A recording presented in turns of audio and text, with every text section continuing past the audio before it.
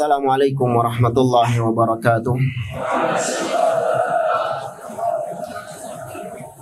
Innal hamdalillah nahmaduhu wa nasta'inuhu wa nastaghfiruh wa na'udzu billahi ta'ala min shururi anfusina wa min sayyiati a'malina.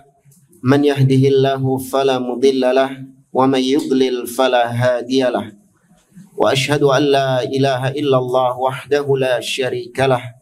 Wa ashhadu anna Muhammadan abduhu wa rasuluh. Ya ayyuhalladzina amanu taqullaha haqqa tuqatih wa la tamutunna illa wa antum muslimun. Ya ayyuhan nasu taqu rabbakumul ladzi khalaqakum min nafsin wahidah wa khalaqa minha zawjaha wa batha minhuma rijalan katsiran wa nisaa'a wattaqullaha alladzi tasaaluna bihi wal arham innallaha kana 'alaikum raqiba. Ya ayyuhalladzina amanu taqullaha wa qulu qawlan sadida yuslih lakum a'malakum wa yaghfir lakum dhunubakum wa may yuti'illaha wa rasulahu faqad faza fawzan 'azima. Amma ba'd.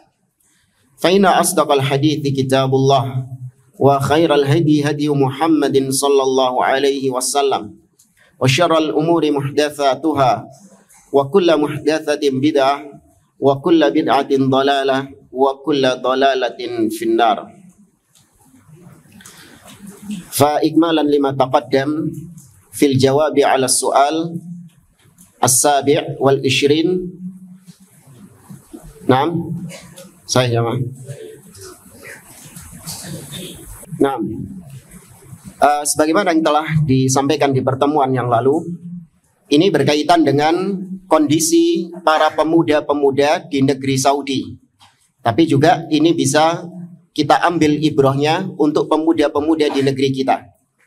Bahwasanya dahulu para pemuda di negeri Saudi, mereka itu selalu berhubungan dengan para ulama, selalu mengikatkan diri mereka kepada para ulama. Maka mereka di atas akidah yang sahihah, di atas agama yang hak, di atas manhaj yang hak, sampai akhirnya datang pemikiran-pemikiran dari luar, pemikiran Ikhwanul Muslimin, ya, dan pemikiran-pemikiran yang menyimpang lainnya mempengaruhi para syabab, mempengaruhi para pemuda-pemuda, yang itu menyebabkan mereka akhirnya menjauh dari para ulama-ulama, ya, tidak lagi berhubungan, tidak lagi mengikatkan diri mereka kepada para ulama-ulama.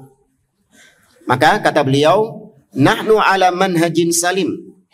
Kita berada di atas manhaj yang selamat dari segala macam cacat dan aib.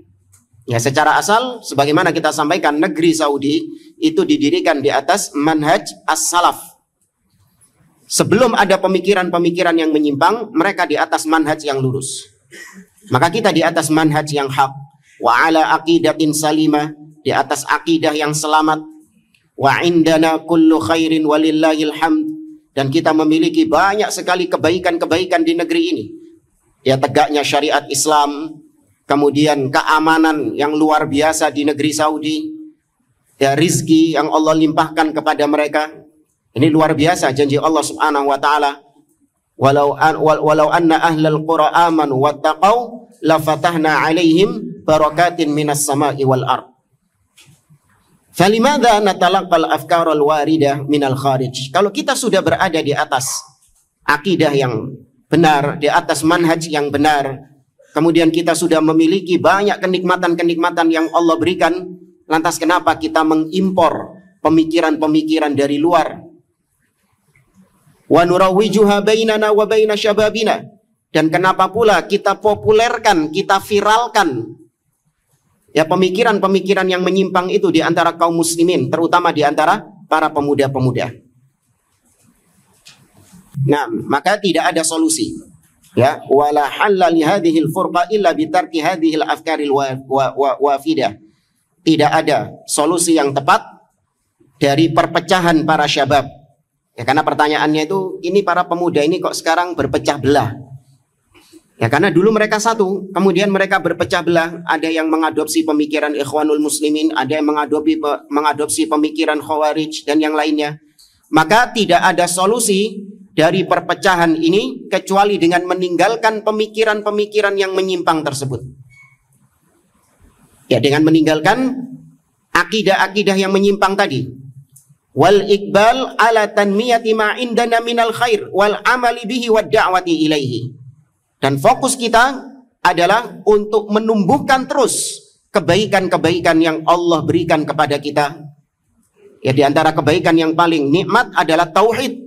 Di atas tauhid, di atas sunnah, di atas manhaj salaf. Itu tumbuhkan terus, kembangkan terus dengan mengamalkannya dan mendakwahkannya kepada yang lain. Ini solusi yang diberikan oleh Syekh Hafizahullah Ta'ala. Kata beliau, na'am, iya, indana naqs, tidak dipungkiri. Dan beliau sendiri mengakui orang yang tinggal di Saudi dalam jangka waktu yang lama, ya, beliau di usia yang lanjut, beliau mengakui bahwasanya memang beliau tidak menutup mata banyak kekurangan-kekurangan yang ada di negeri Saudi. Cuman kebaikan-kebaikannya lebih banyak daripada kekurangannya. Wa bi imkanina an nusliha akhta'ana. Meskipun ada kekurangan, tapi masih memungkinkan kita untuk memperbaiki ya kekeliruan-kekeliruan dan kekurangan-kekurangan yang ada di negeri Saudi tersebut. Min ghairi an nastawridal afkaral mukhalafah lil kitabi was sunnah wa fahmi salafi minal kharij. Namun perbaikan itu nggak harus kita kemudian mengimpor cara-cara dari luar dalam rangka untuk memperbaiki pemerintahan yang ada, memperbaiki kondisi ekonomi yang ada. Maka kita menggunakan cara-cara yang dipakai oleh Ikhwanul Muslimin, yaitu kita bikin partai, atau kita fokus pada pemerintahan, atau kita pakai caranya orang-orang Khawarij, kita gulingkan penguasa yang ada. Nah, ini bukan malah memperbaiki, namun semakin apa? Semakin merusak. Seperti kalau misalnya antum lihat ada pohon, kalau ada kerusakan-kerusakan sedikit pada rantingnya, pada daunnya, atau mungkin pada sebagian buah-buahnya, apakah cara untuk memperbaikinya dengan mencabut seluruh akarnya? Tidak. Ya, ini pernah kita permisalkan seperti orang yang karena ada kekurangan di dalam rumahnya, maka solusinya adalah dengan cara merobohkan rumah tersebut dan membangun yang baru. Ya, kayak pernah kita permisalkan, ya di rumahnya ada kekurangan, ada tikus di rumahnya. Ya, banyak tikusnya. Tikusnya ini suka kerikit-kerikit, ya, suka ngambil makanan, ya, dan berpenyakit. Ya. Kemudian karena sumpah sama tikus ini, ya diracun tidak bisa, dijebak tidak bisa, ya dikasih lem juga tidak bisa. Maka karena sumpah dengan tikus yang satu ini, maka solusi yang dia lakukan merobohkan rumahnya dan membangunnya kembali. Ada orang berakal kayak gitu? Nggak ada. Ya, betul tikusnya mati, rumahnya dirobohkan, betul tikusnya mati. Ya, tapi akhirnya dia mengalami kerugian yang banyak. Maka meskipun negeri ada kekurangan-kekurangan, namun bukan berarti cara memperbaikinya adalah dengan perbaikan-perbaikan yang justru menimbulkan kerusakan yang lebih besar daripada kerusakan yang sudah ada. Ini cara yang ditempuh oleh Ikhwanul Muslimin untuk memperbaiki pemimpin yang ada, memperbaiki kondisi negeri yang ada. Maka dengan cara kita melengsarkan penguasa yang ada, dengan cara kita mengkritik penguasa di depan umum, kita gerakkan rakyat ya untuk mengkritik pemimpin, untuk membenci kepada pemimpin dengan demonstrasi dan yang lainnya. Ini justru menimbulkan kerusakan yang lebih besar daripada kerusakan yang sudah ada di situ. Ya, maka kata beliau, jangan kita mengimpor pemikiran-pemikiran yang menyelisihi Alkitab, menyelisihi sunnah, dan menyelisihi pemahaman para salafus soleh, yaitu pemikiran minal kharij. Au min unasin mashbuhin wa in kanu fi hadhil bilad au mudallilin. Atau kita mengimpor orang-orang yang mashbuhin, yang samar-samar, GJ, nggak jelas. Ya, penampilannya kayak salafi, tapi ternyata ya hakikatnya dia ahli bidah. Ya, orang-orang yang nggak jelas, terkadang ucapannya mencocoki ahlus sunnah, tapi perbuatannya ya mencocoki ahli bidah. Ya, pemikiran-pemikirannya diadopsi, diambil. Au mudallilin. Atau kata beliau, wa in kanu fi hadhil bilad. Meskipun orang-orang tersebut mukim di negeri Saudi. Ini ada isyarat dari beliau, tidak semua syekh dari Saudi itu berarti pasti salafi. Ya betul, banyak ulama-ulama ahlu sunnah di negeri Saudi. Ya bahkan negeri kaum muslimin yang paling banyak ulama-ulama ahlu sunnah adalah dari negeri Saudi. Cuman bukan berarti semua yang ada di Saudi, apalagi dengan panggilan syekh, itu berarti dikatakan dia di atas manhaj yang hak, di atas akidah yang sahihah. Tidak. Banyak ahli bid'ah juga bercokol di negeri Saudi itu. Jangan dianggap terus yang pakai imamah, ya kemudian pakai gamis, wah ini pasti syekh salafi. Tidak. Karena nanti kalau kita sebutkan pembahasan setelah ini berkaitan dengan seorang yang bernama Muhammad Surur Zainal Abidin. Nah itu juga penampilannya seperti syekh-syekh Saudi. Ya, karena memang dulu dari Saudi dia. Tapi pemikirannya rusak gak karuan. Nah, wa in kanu fi hadhil bilad, meskipun dia tinggalnya di Saudi, au mudallilin, atau mengimpor pemikiran dari orang-orang yang jelas-jelas menyesatkan kaum muslimin. Nah, kata beliau, al-waqtul an waqtu fitan. Sekarang ini, zaman kita sekarang ini adalah zaman yang penuh fitnah. Ini sudah diisyaratkan oleh Nabi SAW. Nabi SAW bersabda, badiru bil a'mali fitanan kaqita'il lailil mudlim yusbihur rajulu mu'mina wa yumsi kafira wa yumsi mu'minan wa yusbihu kafira yabi'u dinahu bi'aradin minad dunya. Kata Nabi, bersegeralah kalian untuk melaksanakan, mengamalkan amal-amal soleh, karena akan datang suatu masa-masa fitnah seperti malam yang gelap gulita. Seorang yang pagi harinya masih mukmin, sore harinya dia kafir. Atau sorenya masih mukmin, keesokan paginya dia kafir. Dia menjual agamanya demi untuk mendapatkan dunia. Bisa juga maknanya adalah seorang yang pagi harinya masih salafi, sore harinya sudah tobat dari salafi. Ada? Ada. Ya. Seorang yang sore harinya masih di atas sunnah, keesokan paginya sudah di atas kebid'ahan. Demi apa? Demi dunia, ya, demi jabatan, demi harta dan yang lainnya. Dia gadaikan akidahnya, dia gadaikan manhajnya demi untuk mendapatkan hal tersebut. Dan betapa banyaknya orang-orang demikian. Dahulunya keras, yang memperingatkan umat dari kesyirikan. Namun gak selang berwaktu lama, justru dia menjadi orang-orang yang membela kesyirikan dan memerangi tauhid. Dulunya keras menyikapi kebid'ahan, keras menyikapi ahlil bid'ah. Ya tidak ada tedeng aling-aling, tidak ada toleransi. Namun gak selang berapa lama setelahnya, justru dia menjadi orang-orang yang bermesraan dengan ahlil bid'ah, membela ahlil bid'ah mati-matian dan memerangi ahlus sunnah. Terjadi demikian. Ya, apalagi kalau sudah kena fitnah jabatan, sama ahlil bid'ah dikasih jabatan, dikasih fulus, dikasih fasilitas-fasilitas yang mengenyangkan, yang mengenakkan hidupnya, sudah mulai luntur akidah dan manhajnya. Ya, sudah mulai lembek dia terhadap ahlil bid'ah. Kenapa? Karena sudah mendapatkan kebaikan-kebaikan dari ahlil bid'ah. Makanya kata pepatah Arab, al-ihsan yu'jizu al-insan. Kebaikan-kebaikan dari seseorang itu terkadang bisa melemahkan orang tersebut. Diberi fasilitas uang, diberi. Antum bayangkan saja ya. Antum menjadi seorang dai yang tegas menyikapi kebid'ahan. Antum tegas memperingatkan umat dari kesyirikan dan kebid'ahan. Tiba-tiba antum mendapatkan fasilitas yang luar biasa dari ahlil bid'ah. Ya. Ekonominya dijamin sama dia. Gaji diberikan tiap bulan, kendaraan, rumah, apalagi istri. Wallahu a'lam. Pokoknya diberikan fasilitas seperti itu. Sedangkan dia ini adalah orang yang benci dengan sunnah, dan dia ini termasuk orang-orang yang membela kebid'ahan, yang ngasih antum fasilitas tadi itu. Kira-kira bisa nggak antum segarang sebelumnya? Bisa kalau antum memang niatnya adalah untuk Allah, ikhlas karena Allah Subhanahu wa ta'ala. Tidak peduli apapun resikonya.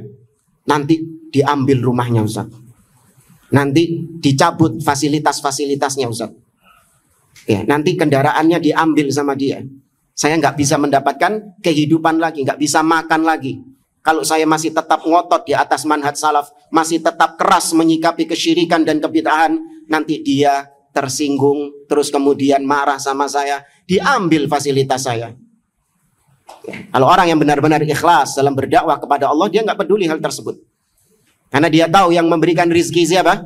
Allah. Innallaha huwar razzaq dzul quwwatil matin. Karena dia yakin yang memberikan rizki adalah Allah subhanahu wa ta'ala. Dia nggak peduli mau fasilitasnya diambil, dicabut, ya bahkan diboikot, dia nggak peduli. Karena dia yakin yang memberikan rizki bukan orang tersebut, namun Allah subhanahu wa ta'ala. Ya, maka minta ats-tsabat, minta keteguhan kepada Allah subhanahu wa ta'ala. Jangan tertipu dengan dunia. Jangan tertipu, terlena dengan kebaikan-kebaikan ahli bid'ah kepada antum. Sehingga menyebabkan antum lembek kepada mereka. Menyebabkan antum lemah terhadap mereka. Sampai pada ujungnya antum mentolerir bid'ah-bid'ah mereka. Justru antum bergabung dengan kesyirikan dan kebid'ahan mereka. Na'udzubillah. Nah, semoga Allah azza wa jalla menguatkan kita di atas manhaj ini. Maka sekarang zamannya fitnah. Kata beliau, fakullama ta'akhkhara zaman tashtaddul fitan. Memang demikian sunnatullah. Setiap kali akhir zaman ini, mendekati akhir zaman, maka fitnah itu semakin kencang.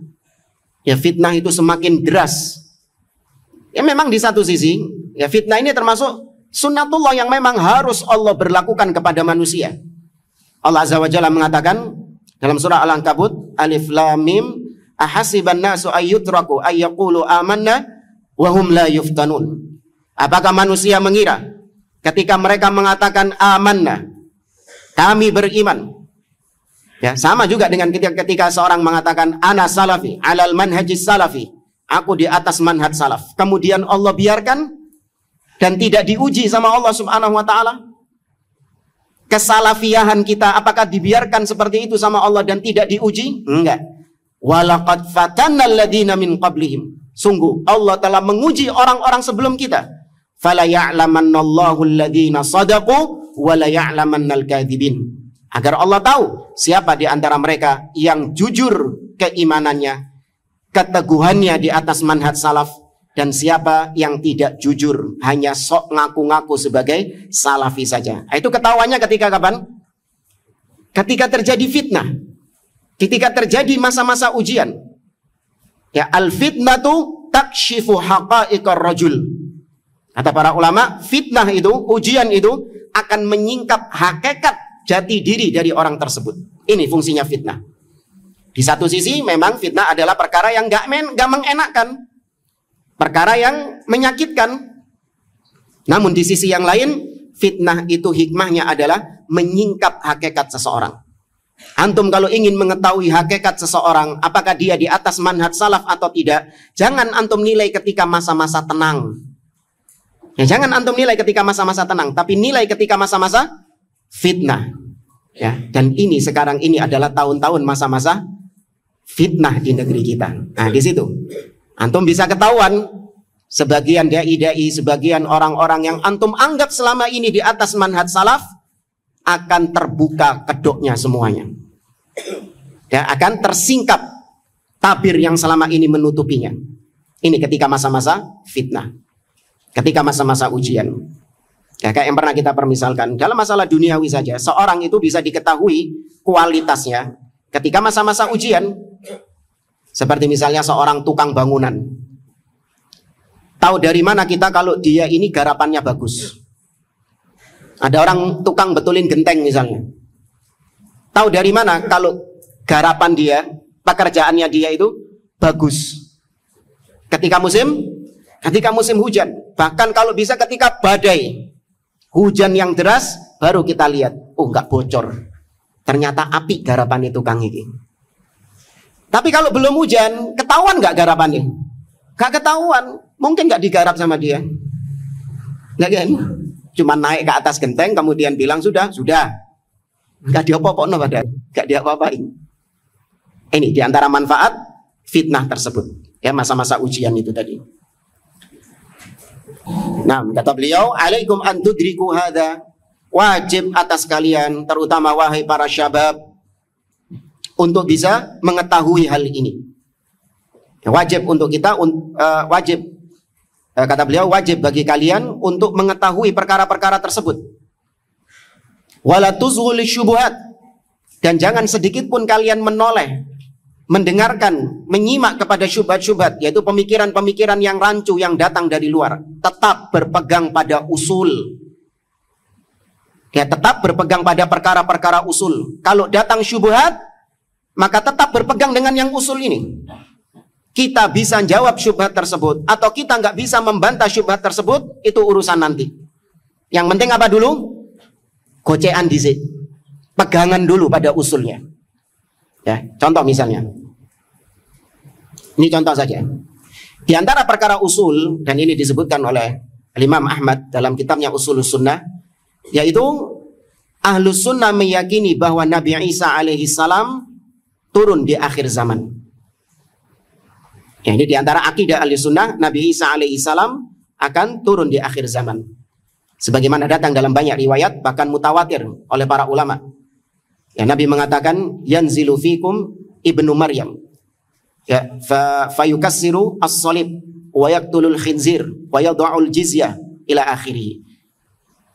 Ditetapkan oleh para ulama dari zaman ke zaman, Nabi Isa turun. Ini menjadi usul, sudah pegang ini. Kemudian datang orang yang memberikan syubhat kepada antum. Dia mengatakan, wahai fulan, Nabi Isa itu nggak turun di akhir zaman. Kenapa? Karena kalau Nabi Isa turun di akhir zaman, berarti ada lagi Nabi setelah Nabi Muhammad SAW. Sedangkan Allah Azza wa Jalla mengatakan, makana Muhammadun aba ahadim min rijalikum walakin Rasulullah wa khataman nabiyyin. Muhammad itu bukanlah ayah salah seorang dari kalian, namun Muhammad itu adalah utusan Allah dan penutup para nabi. Dan ditegaskan juga oleh beliau dalam hadisnya, la nabiyya ba'di, tidak ada lagi nabi setelahku. Kalau kalian mengatakan Nabi Isa turun lagi, berarti kalian mendustakan sabda Nabi, mendustakan firman Allah yang menegaskan bahwasanya tidak ada lagi nabi setelah Nabi Muhammad SAW. Tuh, ya Pak. Ikut syubhat itu? Kan ada dalilnya. Nah, ketika datang syubhat seperti ini, tetap gocean. Tetap pegang usulnya ini tadi. Enggak, yang saya imani, yang saya ketahui dan saya jadikan pegangan dasar, Nabi Isa turun di akhir zaman. Terus orang ini ngeyel lagi. Nah, ini gimana ini tadi? Saya bawakan dalil kepadamu kalau Nabi Isa tidak akan turun karena Nabi mengatakan tidak ada lagi Nabi setelah beliau. Antum gimana menyikapi ini? Kalau antum tidak bisa membantah, nggak masalah. Yang penting antum masih tetap berpegang dengan usulnya. Urusan antum bisa mengcounter, antum bisa membantah syubhatnya, itu urusan kedua. Yang penting yang pertama tadi tetap gocean, tetap berpegang dengan usul ini. Jangan dilepas. Ya, jangan dilepas karena ini kok kayaknya lebih bagus ya, lebih ilmiah, lebih masuk akal, apalagi berlandaskan akal. Tidak. Ya, tetap pegangan. Nah, nanti baru kemudian tanya kepada orang yang berilmu. Fas'alu ahla dzikri in kuntum la ta'lamun. Baru bertanya kepada orang yang berilmu bagaimana menyikapi syubhat tersebut. Ya, yang penting antum selamat dulu. Nah, maka jangan Anda, kata beliau, jangan kalian menyimak, mendengarkan syubhat-syubhat itu. Wala li aqwalil masybuhin wal mudallilin. Dan jangan pula kalian mendengarkan, menyimak ucapan orang-orang yang enggak jelas atau orang-orang yang memang jelas-jelas di atas kesesatan. Orang-orang yang samar-samar, abu-abu. Kadang salafi, kadang haroki, ya, kadang hijau, kadang merah, kadang biru, kadang putih, ya bunglon, berubah-ubah, enggak jelas. Atau bahkan orang-orang yang sudah jelas di atas kesesatan. Jangan gara-gara wah ini lagi viral, ya, lagi naik daun, gitu. Daun nggak bisa dinaiki padahal kan. Ya. Ini lagi naik daun, lagi viral Ustadz Fulan ini, lagi banyak digandrungi sama kawula muda, Masya Allah. Hanya diambil ucapannya, didengarkan kajian-kajiannya. Ya padahal dia nggak jelas siapa Fulan, dia belajar di mana, bagaimana akidahnya, kemudian bagaimana para ahli ilmu menilai tentang dia. Nggak jelas ini orang. Cuman bermodalkan retorika yang bagus, bermodalkan konten yang menarik di channel YouTube-nya, ya bermodalkan kemasan-kemasan yang bagus. Ya, enggak dilihat pada hakikat orang tersebut. Atau memang yang jelas-jelas ahlil bid'ah. Jelas-jelas ahlil bid'ah, cuman karena dia ini viral, maka didengarkan ucapannya. Enggak Ustadz, ini kan ucapannya yang enggak menyelisihi sunnah. Yang saya share ini adalah ucapan-ucapannya yang tidak menyelisihi sunnah. Kan enggak apa-apa, bukan ucapan bid'ahnya. Tetap enggak boleh. Kenapa? Karena kau mempopulerkan orang tersebut. Sehingga teman-temanmu, orang-orang awam, yang ngelihat engkau nge-share, membagikan video ahlil bid'ah ini, dia akan menduga bahwasanya ahlil bid'ah ini di atas kebenaran. Penasaran kan? Wah, ini kok bagus ucapannya. Akhirnya dilihat full kajiannya. Tahu maksud saya?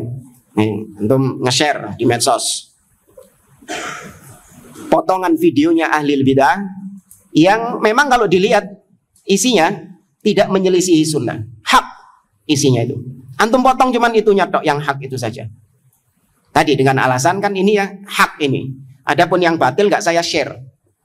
Kenapa kok antum tampilkan orang ini? Ya karena orang ini banyak digandrungi, lagi populer.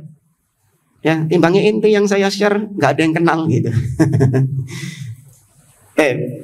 Maka dikhawatirkan orang-orang yang akan ngelihat postingan antum itu, dia pasti akan penasaran. Oh, kok bagus ya ceramahnya, kok bagus ya ucapannya ya. Penasaran sama dia, dicari siapa nama ustadz ini, siapa nama fulan ini. Dapat video fullnya, dapat kajian fullnya, didengarkan sama dia, dan ternyata di situ banyak dia menyusupkan kesesatan-kesesatannya. Dan yang berdosa pertama kali adalah yang mempromosikan. Makanya tadi disinggung sama beliau, wa nurawwijuha bainana. Kenapa antum populerkan ahlil bid'ah itu? Ya, kenapa antum viralkan ahlil bid'ah itu? Ya, maka jangan mendengarkan mereka. Alladzina yuriduna salba hadhihi ni'mah allati na'ishuha. Di mana mereka menginginkan untuk menghilangkan kenikmatan yang sudah kita hidup di atas kenikmatan ini. Ya, kembali kepada sejarah Saudi yang disebutkan oleh beliau. Ya, rakyat Saudi sudah hidup di atas manhaj yang hak, di atas akidah yang hak, ya, di atas pemahaman yang benar. Datang orang-orang yang menyimpang ini, mereka ingin untuk menghilangkan nikmat tersebut, menghilangkan nikmat tauhid yang ada pada negeri Saudi itu. Wa an nakuna mithlal biladil ukhra, dan tujuan mereka supaya negeri Saudi kita ini seperti negeri-negeri yang lain. Salbun, di mana banyak pencurian-pencurian, wa nahabun, banyak ya begal, perampok, wa qatlun, pembunuhan-pembunuhan, ya wa dhiya'u huquqin, dan hak-hak yang dilanggar, entah pemerkosaan dan yang lainnya, wa fasadu aqaid, banyak kerusakan-kerusakan akidah di negeri-negeri tersebut, wa adawat, permusuhan satu dengan yang lainnya, wa hizbiyat, dan banyak kelompok-kelompok di negeri-negeri tersebut. Nah, mereka ingin Saudi itu berpecah belah seperti tadi, seperti kebanyakan negeri-negeri pada umumnya. Kata Syekh, wa aqul, dan aku katakan, la yaqa'u fi a'radil ulama'il mustaqimin 'alal haqqi illa ahadu thalatha. Tidaklah yang mencela kehormatan para ulama-ulama yang istiqamah di atas al-haq, istiqamah di atas manhaj salaf, kecuali salah satu dari 3 orang, salah satu dari 3 golongan. Dan ini kebiasaan ahlil bidah. Sebagaimana ciri mereka, alamatu ahlil bidah al-waqi'atu fi ahlil athar. Ciri utama ahlil bid'ah adalah mencela orang-orang yang berada di atas sunnah, mencela para ulama-ulama yang istiqamah di atas sunnah. Orang-orang Khawarij mencela Syekh Muhammad Nasiruddin Al-Albani dengan ulama haid wan nifas, ulama yang hanya bisa membicarakan haid dan nifas. Ya, ini yang kita bicarakan, ulama-ulama yang di atas sunnah. Kalau ulama-ulama ahlil bid'ah yang menyimpang, memang tidak ada kehormatan mereka yang harus kita jaga. Paham maksudnya jamaah? Yang harus kita jaga adalah ulama-ulama yang istiqomah di atas sunnah, istiqomah di atas manhaj yang hak. Adapun kalau yang ngelama, orang jahil tapi ngelama, atau dia di atas kesesatan, di atas kebid'ahan, maka ini tidak ada kehormatan yang harus kita jaga. Tidak ada kehormatannya dia yang kita jaga. Kata beliau, salah satu dari 3 orang. Yang pertama, imma munafiqun ma'lumun nifaq. Kalau enggak, dia itu orang yang munafik yang jelas kemunafikannya. Ya, Allah Azza wa Jalla bahkan menurunkan satu surat khusus tentang orang-orang munafik ini. Humul aduwwu fahdharhum qatalahumullah. Mereka adalah musuh atas kalian, maka waspadalah atas mereka, qatalahumullah. Semoga Allah Azza wa Jalla membinasakan mereka, memerangi mereka. Jangan dianggap orang-orang munafik itu pakaiannya, penampilannya itu seperti orang-orang yang tidak beragama, seperti preman-preman. Enggak. Ya, orang-orang munafik ini justru pakaiannya seperti apa? Pakaian sunnah. Penampilannya penampilan sunnah. Ya, jenggotan juga, ya pecian juga, mungkin gamisan juga. Ya, namun tujuannya adalah untuk menghalangi manusia dari jalan Allah Subhanahu wa taala. Ya, kalau munafik saja, mereka juga ikut berjihad bersama Nabi di zaman dahulu, ikut sholat bersama Nabi, ya, ikut duduk di majelisnya Nabi SAW. Demikian juga dengan munafik-munafik di zaman sekarang, mereka juga ikut hadir di kajian-kajian Ahlus Sunnah. Tapi tujuannya bukan untuk mencari ilmu. Ya, tujuannya untuk apa? Memonitor, memata-matai. Kalau ada ketergelinciran lisan yang bisa dijadikan senjata, dipotong ucapannya kemudian diviralkan sama dia. Kalau ada ucapannya yang bisa untuk bikin rame, ya, ucapan-ucapan yang bisa bikin heboh, dipotong sama dia, kemudian disebarluaskan.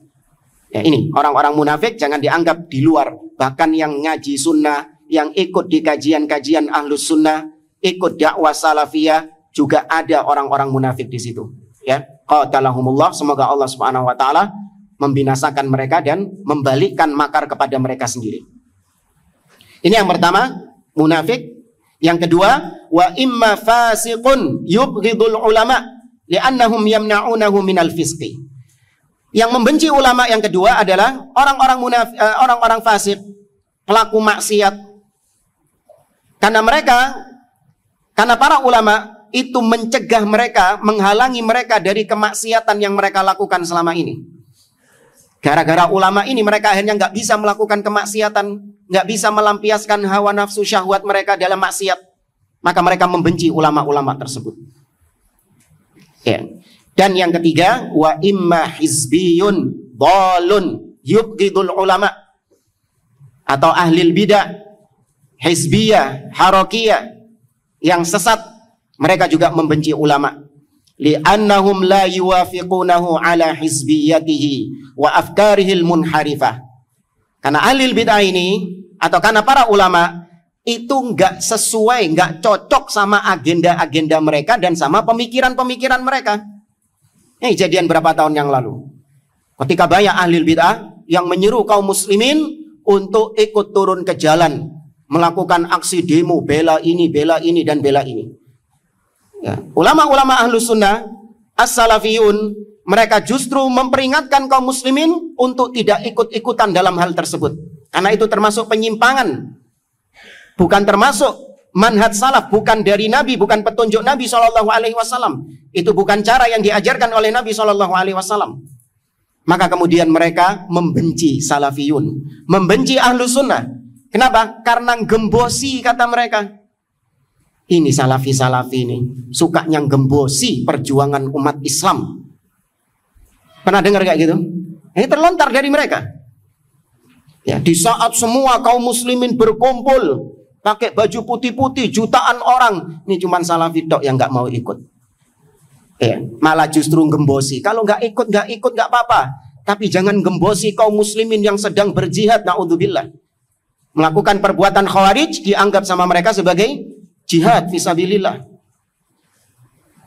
Ya, dianggap gembosi. Kemudian muncul akhirnya caci makian terhadap Ahlus Sunnah. Oh, dasar antek-antek pemerintah. Ya, dan dasar antek-anteknya rezim. Ya, dibayar sama pemerintah berapa juta kau. Ya, kader-kadernya partai, naudzubillah. Muncul tuduhan-tuduhan demikian. Ya, maka 3 golongan ini, orang munafik, pelaku maksiat, dan ahli bid'ah, itu kerjaannya senantiasa mencaci maki, membuli orang-orang yang di atas sunnah, terutama para ulama. Baik, nantakil ila as-su'al ats-tsamin wal 20. Qala as-sa'il, qara'tu kitaban ismahu Manhajul Anbiya fi Da'wati ila Allah. Kata penanya, saya pernah baca kitab judulnya Manhaj al-Anbiya fi Da'wati ila Allah. Metode para nabi dalam berdakwah kepada Allah Subhanahu wa taala, li muallifihi Muhammad Surur bin Naif Zainal Abidin. Ini yang dikenal dengan nama Sururiyah. Kalau antum pernah dengar istilah Sururiyah, ini yang insya Allah akan kita bahas. Dia punya kitab, Muhammad Surur Zainal Abidin punya kitab judulnya Manhajul Anbiya, metode para nabi fi da'wati ilallah, dalam berdakwah kepada Allah. Ya. Ini kitabnya. Ada 2 jilid. Ya.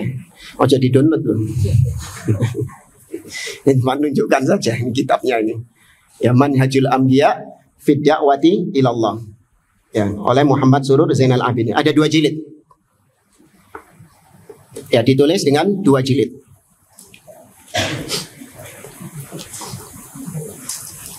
Dan Muhammad Surur Zainal Abidin ini, ya, sejarah ringkas beliau nanti insya Allah mungkin di pertemuan depan, karena banyak faedah-faedah yang kita ambil dari, apalagi footnote-nya ini luar biasa, menyingkap kebobrokan orang yang bernama Muhammad Surur Zainal Abidin.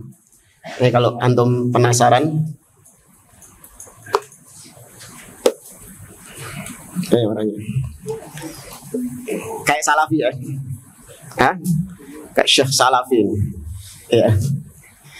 Muhammad Surur Zainal Abidin. Ya, sudah meninggal, namun pemikiran-pemikirannya masih bergentayangan di zaman sekarang. Dia berasal dari Suriah dan termasuk anggota Ikhwanul Muslimin cabang Suriah. Ya, ada Ikhwanul Muslimin cabang Suriah, bukan cuma di Mesir saja. Ya, ada cabang Suriah. Nah, salah satu anggotanya adalah Muhammad Surur Zainal Abidin ini. Kemudian dari Suriah dia pindah ke Saudi. Dia ingin untuk menggabungkan antara Salafiyah dengan Ikhwaniyah. Antara dakwah Salafiyah dengan dakwah Ikhwanul Muslimin ingin digabungkan sama dia, ingin dikawinkan sama dia. Maka jadilah pemikiran apa? Pemikiran Sururi. Ya, penggabungan antara dakwah Salafiyah dengan Ikhwanul Muslimin. Ini menggabungkan antara hak dan batil. Allah mengatakan wala talbisul haqqa bil batil. Jangan kalian campur adukan antara hak dan batil. Dakwah Salafiyah hak, sedangkan dakwah Ikhwanul Muslimin batil. Bagaimana bisa digabungkan antara hak dan batil? Dakwah Salafiyah sunnah, Ikhwanul Muslimin bid'ah. Bagaimana sunnah dan bid'ah disatukan? Ini yang dilakukan oleh orang yang bernama Muhammad Surur Zainal Abidin ini. Nah, dia di Saudi. Kemudian setelah itu dia menganggap, dan ini diantara kesesatan yang nanti disingkap oleh beliau, dia menganggap bahwasanya pemimpin raja-raja Saudi itu semuanya kafir. Saudi adalah negeri tauhid. Ya, negeri kafir. Kemudian antum tahu dia pindah kemana? London. Masya Allah. Ya, ini apa nggak lebih kafir ini? Nah, iya kan? Saudi dikafirkan, akhirnya dia hijrah ke London. Ya, dikira London ini negara Islami, di atas akidah yang sahihah. Ini keajaiban ahli bid'ah demikian. Dulu mungkin sekitar tahun 2007, 2006 itu kalau nggak salah, di daerah kita itu viral waktu itu ada buletin Jumat. Nama buletinnya itu Sautul Jihad. Sudah tahu ya, judul-judulnya kayak gitu itu siapa kira-kira yang memproduksinya itu? Sautul Jihad, suara jihad. Gambarnya jaran ambil orang bawa pedang ini. Wah. Tiap Jumat dibagi. Ya, alhamdulillah sudah dibantah oleh Ustadz Abdurrahman Thayyib Hafizullah. Setiap hari isinya adalah bagaimana menanamkan kebencian kepada pemimpin kaum muslimin.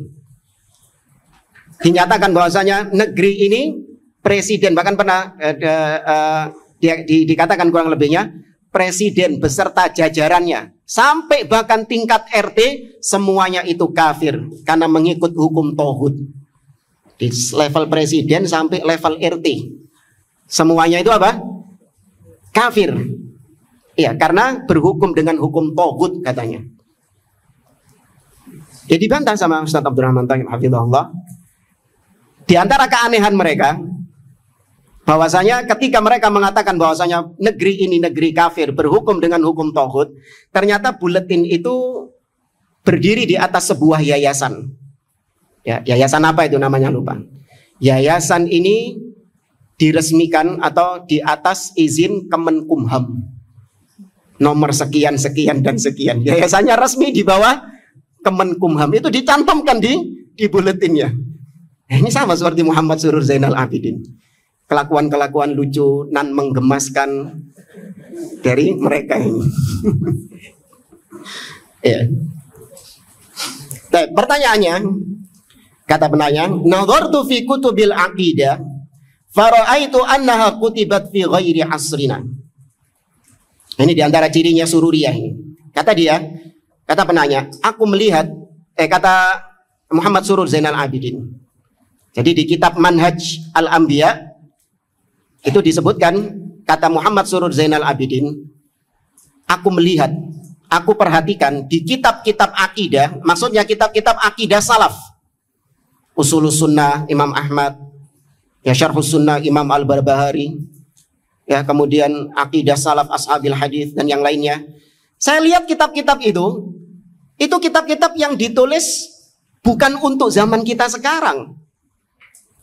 Apa maksudnya ya? Sudah nggak relevan di zaman kita sekarang. Itu kitab-kitab akidah ditulis di zaman mereka, maka cocoknya untuk dipelajari di zaman mereka. Itu maksud mereka, maksud dia. Wa kanat hululan liqadaya wa mushkilatil asri alladhi kutibat fihi. Dan kitab-kitab tersebut itu memang cocok sebagai solusi dari problematika-problematika dan permasalahan-permasalahan di zaman ditulisnya kitab akidah itu. Paham sampai sini? Nah, wali asrina mushkilatuhu allati tahtaju ila hululin jadida. Sedangkan di zaman kita sekarang problematikanya, permasalahannya itu membutuhkan solusi yang baru, membutuhkan pemecahan solusi yang baru. Nggak bisa dengan kitab-kitab akidah itu, harus ada solusi yang baru.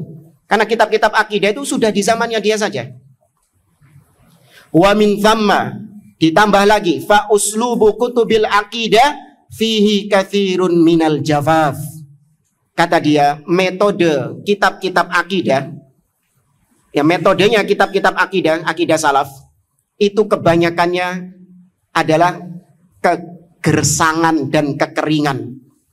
Kering kitab-kitab akidah itu. Maksudnya kering di sini apa? Nggak bisa menggerakkan umat. Ya, nggak bisa menggerakkan kaum, nggak bisa memobilisasi kaum muslimin. Kering kitab-kitab akidah ini. Li'annahu nususun wahkam, karena kitab-kitab akidah ini hanya sebatas dalil-dalil dan hukum-hukum saja. Qala Allah, qala Rasul, ya qala al-Imam Syafi'i, qala al-Imam Ahmad, hanya sebatas itu saja, hukum-hukum saja. Walihada a'rada mu'dhamu syababi anha, karenanya kebanyakan para syabab berpaling dari kitab-kitab akidah. Nggak cocok dengan kitab-kitab akidah syabab sekarang ini, kata dia. Wazahadu biha, dan menolak kitab-kitab akidah tersebut. Nih diantara ciri sururiyah, yaitu paling anti, paling males ngaji akidah. Maka kalau ada orang-orang di luar sana menuduh kita sebagai sururi, maka silahkan fakta membuktikan di lapangan. Apakah kita termasuk orang-orang yang malas mempelajari akidah? Atau sebaliknya, justru prioritas utama kita masalah akidah, prioritas utama kita masalah akidah. Ya, kita mengagungkan kitab-kitab akidah yang ditulis oleh para ulama tersebut. Kita pelajari, kita ajarkan kepada kaum muslimin, kita didik kaum muslimin dengan akidah tersebut. Berbeda dengan kelompok sururi. Kelompok sururi paling anti belajar akidah-akidah tersebut karena nggak bisa menggerakkan mereka, nggak bisa memobilisasi mereka. Ya, kalaupun paling cuman belajar akidah, cuman kulitnya tok sebagai syarat CEC onok salafine gitu, ya kan? Biar masih dikata salafi. Karena kalau nggak belajar akidah sama sekali, nanti bukan salafi dong. Ya, maka nggak apa-apa lah belajar akidah, cuman permukaannya saja, kulit-kulitnya saja. Atau belajar akidah, tapi nggak pakai memperingatkan kelompok-kelompok menyimpang. Cukup belajar akidah yang hak, nggak usah kita mengingkari firqah-firqah yang menyimpang itu. Cukup belajar asma wa sifat saja. Yang hak bagaimana? Sudah itu. Nggak perlu kemudian kita memperingatkan dari firqah Asy'ariyah, ya, firqah Maturidiyah, Jahmiyah, Mu'tazilah, nggak perlu. Ya, cukup itu saja. Nggak perlu kita belajar sunnah, nggak perlu kita memperingatkan dari bid'ah. Cukup kita belajar tauhid, nggak perlu kita memperingatkan dari syirik. Ya, ini diantara ciri kelompok sururi. Adapun ahlu sunnah tidak. Mereka mempelajari akidah dan memperingatkan kaum muslimin dari firqah-firqah yang menyimpang dari akidah salaf. Itu sudah satu paket. Ya, nggak bisa dipisahkan. Fama huwa ta'liqu fadilatikum ala hadzal kalam. Maka bagaimana komentar Anda wahai Syekh terhadap ucapan si Muhammad Surur Zainal Abidin? Intahal waqt. Ila Aisyah.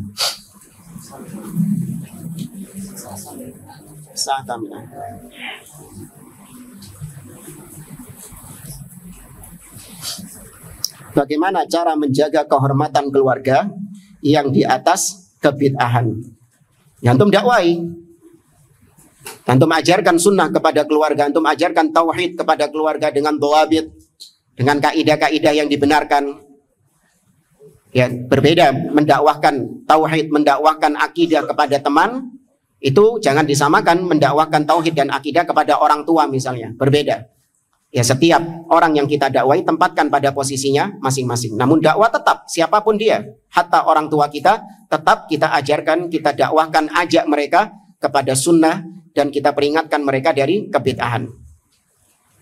Wallahu a'lam.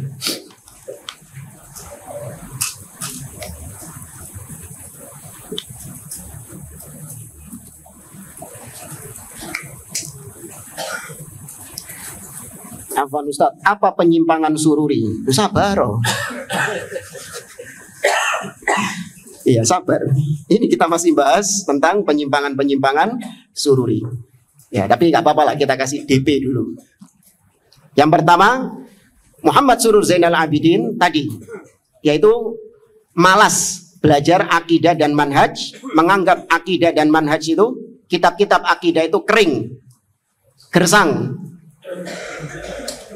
Ya, kalau tanah yang kering itu bisa nggak menumbuhkan tumbuh-tumbuhan? Nggak bisa. Itu misalnya seperti itu. Kitab akidah itu kering, nggak bisa menumbuhkan apa-apa.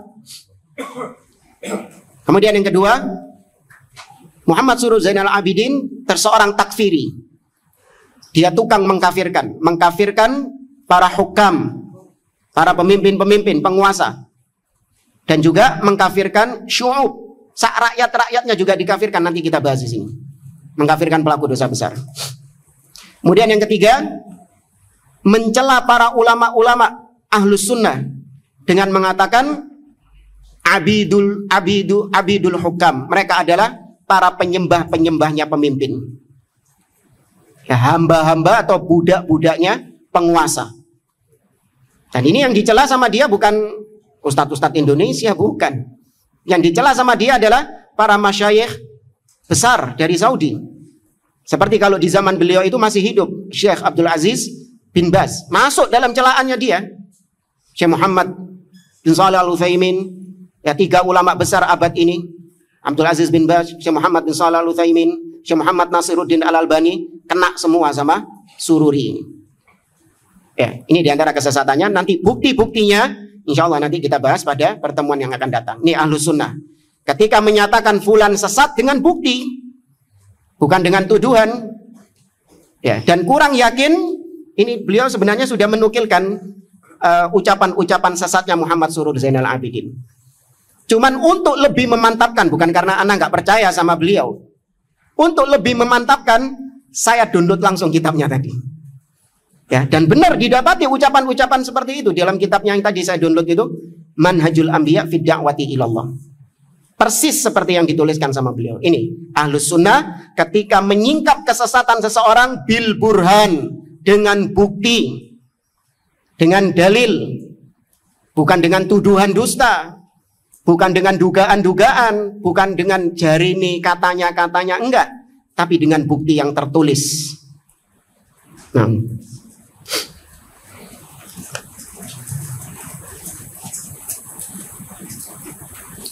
oh iya tadi, untung diingatkan. Jazakallah khair.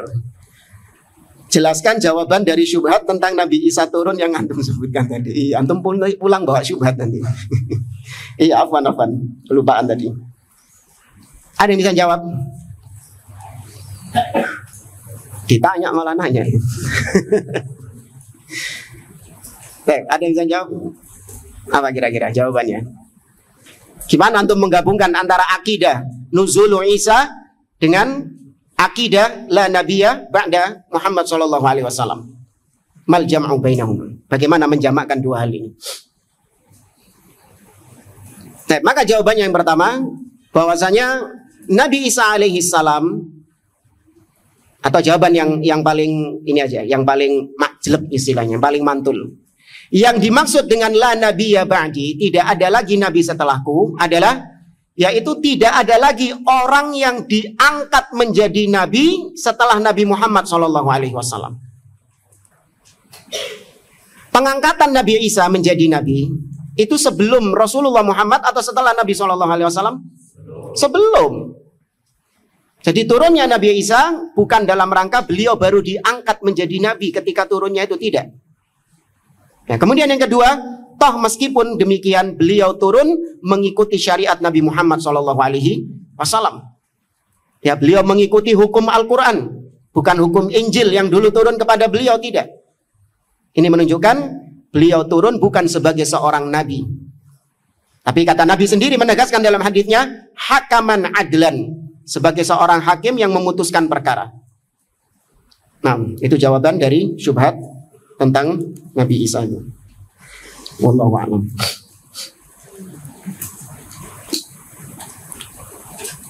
Ini sampai ada 2 yang nanya ini.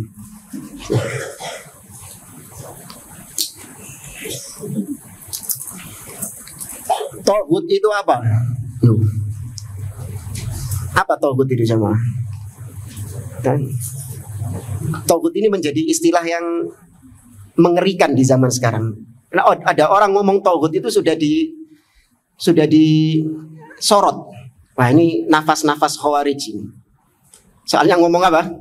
Ngomong tauhid. Karena memang orang-orang khawarij itu menggambarkan tauhid itu hanya dibatasi pada hukam, pemimpin yang tidak berhukum dengan hukum Allah, tauhid.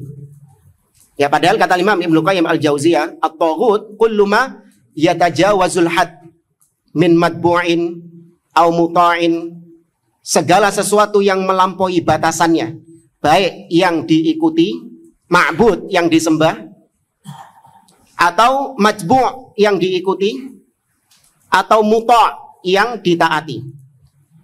Berarti masuk di sini ma'bud, semua sesembahan selain Allah Subhanahu wa taala. Kemudian yang diikuti secara melampaui batas, seperti mengikuti para ulama-ulama dalam menghalalkan apa yang diharamkan sama Allah atau mengharamkan apa yang dihalalkan oleh Allah. Kok podoai? Enggak ya? Ya, menghalalkan apa yang diharamkan atau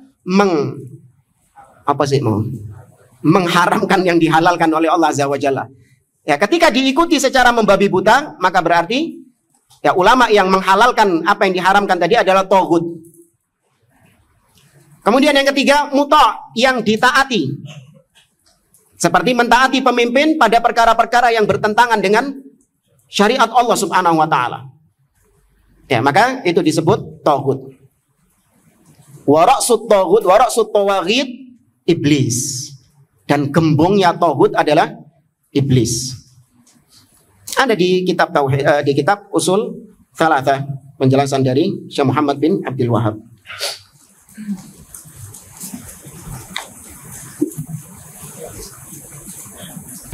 Baik. Jadi sebutkan mohon nasihatnya kepada kita semua saat ini, di antara sebagian santri mengatakan saimna terhadap kajian akidah. Kenapa jemaah? Ya itu perlu diteliti. Kenapa yang membuat bosan? Kalau dia bosannya mungkin karena apa istilahnya ya? Dia bosan bukan karena materinya. Semoga dia bukan bosan dengan materi akidahnya. Ya mungkin ada pembawaan penyampainya, ustadznya yang menyampaikannya. Itu mungkin disampaikan dengan dengan metode yang membosankan misalnya ya.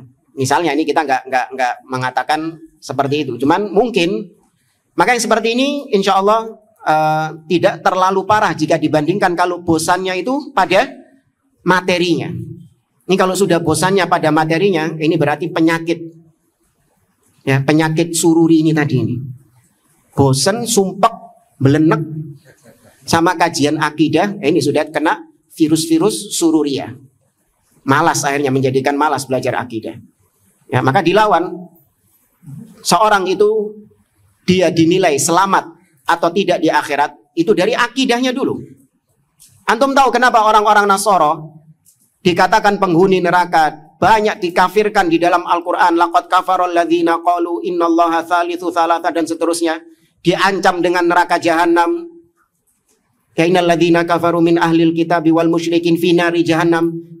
Padahal mereka dari sisi akhlaknya, mereka dengan kaum muslimin lebih baik jika dibandingkan orang apa?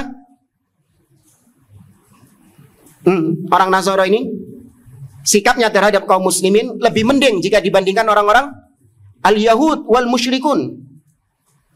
Allah mengatakan la tajidanna asyaddan nasi adawatan lil ladzina amanu al-yahud wal ladzina asyraku wa la tajidanna aqrabahum mawaddatan lil ladzina amanu alladzina qalu inna nasara. Tapi kenapa mereka tetap dikatakan penghuni neraka? Tetap divonis kafir oleh Allah Subhanahu wa taala. Karena apanya yang error? Akhlaknya atau akidahnya? Akidahnya yang error. Maka error dalam masalah akidah fatal akibatnya. Berbeda dengan error dalam masalah akhlak, error dalam masalah ibadah, ini tidak sefatal. Bukan berarti kita meremehkan, tidak. Tapi kerusakannya tidak sefatal ketika kerusakannya dalam masalah akidah. Ya, antum mungkin kalau hidup di ma'had ini, mungkin pembelajaran akidah seperti ini, mungkin antum merasa belum ada manfaatnya. Mungkin antum merasakan seperti itu. Dulu ketika kita awal-awal belajar akidah, itu kita menganggap apa yang disampaikan sama ustadz, ini kayaknya nggak ada orang kayak gitu itu. Karena kita hidup di lingkungan yang lingkungan yang kita belum tahu mana kebid'ahan tersebut.